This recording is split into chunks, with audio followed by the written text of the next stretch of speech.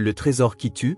Le 9 juin 1938, Jean-Baptiste Dufour pénètre dans l'agence immobilière Pérez, située dans le quartier du Port, à Alger.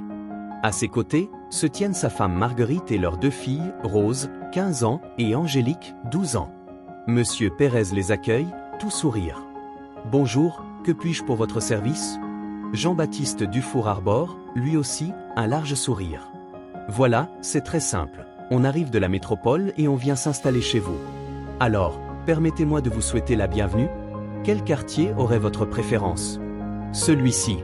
Je travaille dans les douanes. J'ai mon bureau sur le port. Vous ne pouviez pas mieux tomber, le port, c'est ma spécialité. Pour une famille de 4 personnes, le mieux, c'est une maison individuelle. Comme vous y allez. Je ne suis pas Rockefeller. On n'est pas riche dans l'administration. Justement, j'ai ce qu'il vous faut et pour un loyer ridicule, 300 dinars par mois. Si vous voulez, nous pouvons la visiter tout de suite. Jean-Baptiste Dufour se garde bien de manifester sa surprise, mais il n'en revient pas. La somme est effectivement ridicule. Pour ce prix-là, en région parisienne, on a tout juste un studio et encore. Il se contente de répliquer « D'accord. Allons voir ?» Peu après, la famille est sur place. L'étonnement qu'avait manifesté Jean-Baptiste à l'énoncé du loyer se mue en stupeur. La villa est une petite merveille. Elle est bâtie en style mauresque, avec des balcons en fer forgé, une façade décorée de motifs en faïence bleue et une colonnade. Située entre une boulangerie, dont elle est mitoyenne, et un terrain de football, elle possède un vaste jardin semé d'orangers. Impressionnante, elle semble presque déplacée, au milieu de cet environnement banal. On ne voit qu'elle dans la rue. L'intérieur est à l'avenant. On y trouve de vastes pièces au plancher ciré, aux murs ornés de mosaïques et aux fenêtres garnies de vitraux multicolores. Outre les salles du rez-de-chaussée et les chambres du premier étage, toutes meublées, il y a aussi une cave et un grenier. Une fois la visite terminée, Monsieur Pérez se tourne vers Monsieur Dufour. « Alors ? Si vous êtes d'accord, le temps de signer les papiers et vous pouvez vous installer. » Jean-Baptiste Dufour, bien entendu, d'accord. Une fois dans l'agence, il lit et relit le contrat de location, pour voir s'il n'y aurait pas de clause cachée quelque part. Mais non, tout est parfaitement transparent. C'est 300 dinars par mois, pas un centime de plus. Il signe et repart avec les clés, la mine triomphale. Le soir, la famille est déjà installée dans sa nouvelle demeure. Ravi, Jean-Baptiste Dufour n'a toujours pas perdu sa belle humeur. « Vise-moi un peu ce décor, Marguerite. 300 dinars, tu te rends compte ? J'ai pas eu raison de demander ma nomination en Algérie ? » Seul un silence de cathédrale fait écho à ses propos enjoués. Marguerite Dufour ne partage pas l'enthousiasme de son mari. Il faut dire que la vaste salle à manger, avec ses vitraux, a effectivement des allures d'église. Sans compter qu'il n'y a pas encore l'électricité et que la lumière des lampes à pétrole n'est pas spécialement gaie. Jean-Baptiste s'irrite, qu'est-ce que c'est que cette mine d'enterrement ? Bon, je reconnais que, sans électricité, c'est moins bien, mais on va la voir dans 2 jours. Monsieur Pérez nous l'a dit. Après avoir hésité un moment, Marguerite finit par répliquer « Ce n'est pas cela, c'est la maison. 300 dinars, ce n'est pas assez. Ça doit cacher quelque chose. Ma pauvre Marguerite, tu ne seras jamais contente. Et vous, les filles, qu'est-ce que vous en dites ?» Angélique, la plus jeune, ne répond rien et reste le nez dans son assiette, mais Rose se décide. « Papa, tout à l'heure, dans la rue, il y a un petit Algérien qui m'a dit « Vous n'avez pas peur d'habiter chez les sœurs Janvier ?» Je lui ai demandé ce que cela voulait dire, mais il s'est sauvé en courant. Un frisson parcourt en même temps Angélique et sa mère. Excédé, Jean-Baptiste Dufour décide de mettre un terme à ce début de panique. Bon, ça suffit comme ça.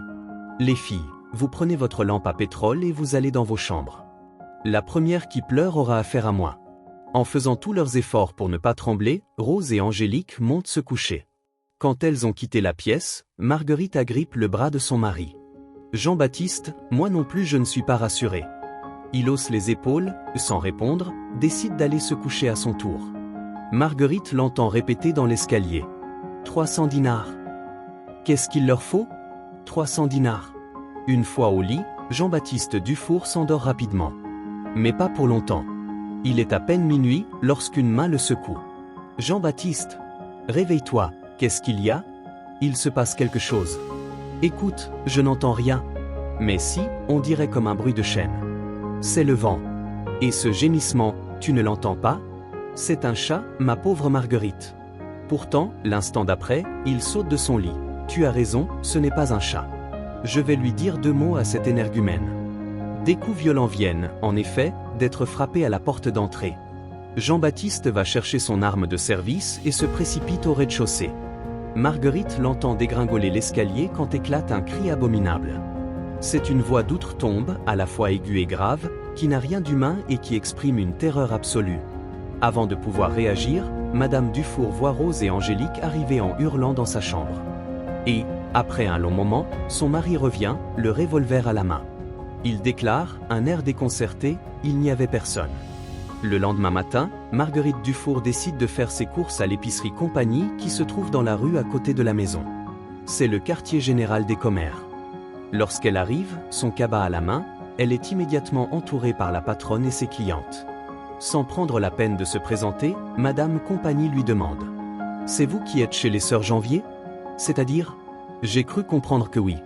L'épicière hoche longuement la tête et conclut « Ma pauvre !» Marguerite Dufour voit les ménagères du quartier la contempler d'un air consterné. Effrayée, elle ne peut s'empêcher de demander « Qu'est-ce que vous savez ? Dites-moi la vérité, je vous en prie. » Madame Compagnie prend alors la parole. « Je me doute bien que l'agence s'est gardée de vous la dire, la vérité. Les Janvier, c'étaient 2 sœurs qui habitaient là-bas avant vous. Violette et Aurélie, qu'elles s'appelaient. Elles devaient avoir 70, 75 ans. C'étaient 2 sauvages, on ne les voyait jamais. Elles faisaient faire leurs courses par un commis. On se demandait de quoi elles vivaient, d'ailleurs. Mais dans le fond, ce n'est pas difficile à deviner. Elles avaient un trésor caché quelque part. D'autres clientes entrent dans l'épicerie et viennent grossir le cercle. Madame Compagnie continue son discours. Et puis il y a eu Noël dernier. Cette nuit-là, on a frappé à la porte de la maison. Violette n'a pas voulu y aller, mais Aurélie était curieuse. Elle a regardé à travers le judas et est tombée à la renverse. Quelqu'un y avait enfoncé une baïonnette, elle est entrée dans son œil et lui a traversé la tête. En voyant cela, sa sœur Violette est devenue folle. Elle a dû être internée. Madame Dufour manque de s'évanouir. L'épicière baisse le ton. J'espère que vous n'avez pas entendu le fantôme d'Aurélie. Certaines nuits, elle va devant la porte et pousse le même cri que quand on l'a tuée. Une cliente prend la parole à son tour. Et puis, l'assassin n'a pas été retrouvé. Il y en a qui disent qu'il va revenir. Marguerite Dufour n'écoute plus. Oubliant ses courses, elle s'enfuit à toutes jambes vers la maison. Dans le jardin, elle retrouve Jean-Baptiste et ses 2 filles. D'une voix hachée, elle leur rapporte l'épouvantable récit. Mais si les cris d'horreur que poussent Rose et Angélique ne la surprennent pas, la réaction de son mari n'est pas du tout celle qu'elle attendait. Lorsqu'elle a terminé, Jean-Baptiste réfléchit un moment et déclare « Un trésor, tu dis ? C'est drôlement intéressant. » Marguerite en a le souffle coupé. « Mais enfin, tu n'as pas entendu ? Cette mort horrible, cette femme qui revient la nuit. Et cet assassin, qui rôde peut-être dans les parages. » Jean-Baptiste a un petit rire. Il n'a décidément peur de rien. L'assassin, s'il vient par ici, je saurai le recevoir. Quant au fantôme, je n'y crois pas. Mais je crois beaucoup au trésor, celui-là, je vais tout de suite le chercher. Et, malgré les lamentations de désespoir de sa femme et de ses filles, il se précipite prendre une pelle et part creuser sous les orangers. Le soir même, les Dufour se préparent à passer leur seconde nuit dans la maison des sœurs Janvier. Pour les filles, qui sont chacune dans leur chambre, c'est une épreuve atroce. Rose, l'aînée, se blottit dans son lit. Si encore il y avait l'électricité, elle parviendrait peut-être à dominer sa peur. Faute de mieux, elle a laissé sa lampe allumée, car, dormir, il n'en est pas question. Elle espère que la lampe tiendra jusqu'aux premières lueurs de l'aube. Si elle se retrouvait dans le noir, elle ne sait pas ce qu'elle deviendrait. Et le niveau du pétrole est dangereusement en train de baisser. L'adolescente sent soudain la terreur l'envahir. Une espèce de plainte lugubre et désespérée monte du rez-de-chaussée. Mais ce n'est pas la même voix que la nuit dernière. Cette voix-là, Rose la connaît, c'est celle de son père. Surmontant sa frayeur, elle court dans la chambre de ses parents. Sa mère s'était endormie et n'avait pas remarqué le départ de son mari. « Maman, maman, réveille-toi !» Tirée de son sommeil, Marguerite bondit sur son lit, comme mue par un ressort. Sa fille n'a pas besoin d'ajouter quoi que ce soit. Elle aussi a reconnu la voix de son mari. Elle semble venir de la cuisine. Tenant chacune une lampe à pétrole à la main, Marguerite et sa fille décident de descendre l'escalier. Arrivée devant la cuisine, Marguerite Dufour pousse la porte. Jean-Baptiste est là, assis à la table. Il la fixe intensément. Son visage reflète une terreur indicible, accentuée par la lumière crue du pétrole. Il a vieilli de plusieurs dizaines d'années d'un coup. Ses cheveux, qui étaient noirs comme du charbon, sont devenus tout gris, presque blancs. Tremblante, Marguerite s'approche de lui. « Jean-Baptiste, qu'est-ce qu'il y a ?» Pas de réponse. Il la regarde, l'air hébété, continuant à gémir. « Jean-Baptiste, dis-moi quelque chose. » Il cesse alors sa plainte et émet à la place un rire de fou. Effrayée, Marguerite va réveiller sa plus jeune fille, avec ses enfants, se met à courir en chemise de nuit vers l'épicerie Compagnie pour aller chercher du secours. Le 11 juin 1938, l'aube se lève sur Alger. Elle est radieuse, comme toujours en cette saison. Mais, dans l'épicerie Compagnie, nul ne se préoccupe de ces considérations météorologiques. Dépêché sur place avec plusieurs de ses hommes, le commissaire Tortman, responsable du quartier du port, est au centre d'une intense animation. Devant lui, Marguerite Dufour tremble sur sa chaise, entourée d'une foule de spectateurs. Il se penche vers elle pour lui parler. « Il n'y a plus rien à craindre, madame. Votre mari est parti pour l'hôpital. On va le soigner. Qu'est-ce qu'il a ?» Le commissaire n'a pas le temps de répondre. Une voix retentit derrière lui. « Moi, je le sais ce qu'il a, il a vu le trésor. » Le commissaire Tortman se retourne. C'est un jeune Algérien d'une vingtaine d'années qui vient de parler. « Ali, qu'est-ce que tu fais ici ?» Le policier connaît bien Ali Kassem. C'était le commis des Sœurs Janvier. Il l'avait interrogé après le meurtre d'Aurélie mais avait fini par le libérer, faute de preuves. Quant au trésor des vieilles filles, il en avait entendu parler pendant son enquête, mais il n'y avait pas cru. Peut-être à tort ? Explique-toi. Qu'est-ce que c'est que cette histoire de trésor ? La vérité vraie. Quand j'ai vu, tout à l'heure, qu'on emmenait le monsieur sur un brancard, j'ai compris que c'était devenu trop grave. Eh bien, voilà, c'est moi qui ai fait du bruit la nuit dernière. J'ai fait cela à cause du trésor, vous comprenez ? Non, je ne comprends rien. Monsieur le commissaire, il existe, le trésor et je voulais le trouver. Alors, quand j'ai vu qu'il y avait des locataires, j'ai voulu leur faire peur pour qu'ils s'en aillent. Comment sais-tu que le trésor existe ? Parce qu'une fois, j'ai entendu une conversation entre les deux sœurs. Même qu'Aurélie s'en est rendue compte et qu'elle m'a menacé. Elle m'a dit, le trésor, si tu le vois, il te tuera. Et s'il ne te tue pas, il te rendra fou. C'est ce qui est arrivé au monsieur, il n'est pas mort, mais il est devenu fou. Marguerite Dufour pousse un cri déchirant. Le commissaire Tortman agrippe le jeune homme par le col. C'est toi qui as tué la vieille et attaqué monsieur Dufour ? Avoue. Ali Kassem tremble de tous ses membres, mais n'avoue rien. Je n'ai attaqué ni tué personne. J'ai juste fait du bruit ? Je t'arrête et tu finiras bien par parler. Astérisque. Ali Kassem se retrouve immédiatement en prison en attendant les résultats de l'enquête ordonnée par le commissaire Tortman. Si celle-ci ne progresse pas, celle concernant Jean-Baptiste Dufour obtient vite, elle, de surprenants résultats. 2 jours plus tard, le commissaire Tortman est en mesure d'expliquer à Marguerite Dufour l'incroyable vérité. Nous savons presque tout. Votre mari a été victime d'une intoxication au monoxyde de carbone.